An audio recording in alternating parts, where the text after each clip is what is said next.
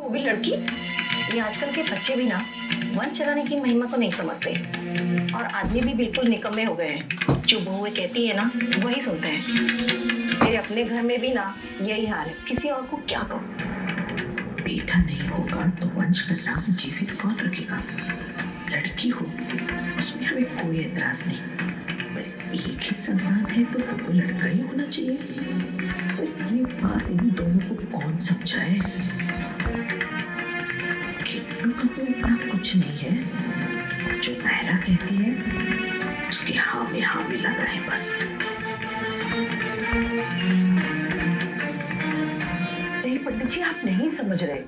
सिर्फ एक बेटे से नहीं चलेगा, एक बेटा होना भी जरूरी है। आजकल कौन सोचता है ये सब स्वासिनी जी? बेटा और बेटी सब समान है। ये सब कहने की बातें हैं, लेकिन सच क्या है ये आप भी जानते हैं और हम भी। हमें भी नहीं पता, लेकिन शंख वो हो जो कम से कम 108 वर्ष पुराना हो और जिसका नाद लगातार होता रहा हो।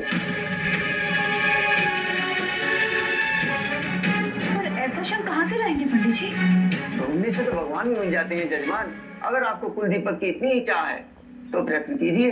हाँ, लेकिन कहाँ और किससे पूछे? पूछिए किसी पुराने मंदिर में, अपने जान पहचान मित्र या रिश्तेदार के यहाँ। एक मिनट जजमान। गलती हो गई माँ जी, हमें अपने गुरुजी से ही बात कर लेनी चाहिए थी। हाँ सुरेखा, अभी वो एक महीना किसी से मिल नहीं सकती, ध्यान में लीन है ना।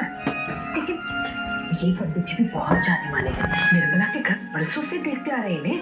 हाँ, पर अब ये शंख कहाँ से लाएंगे हम?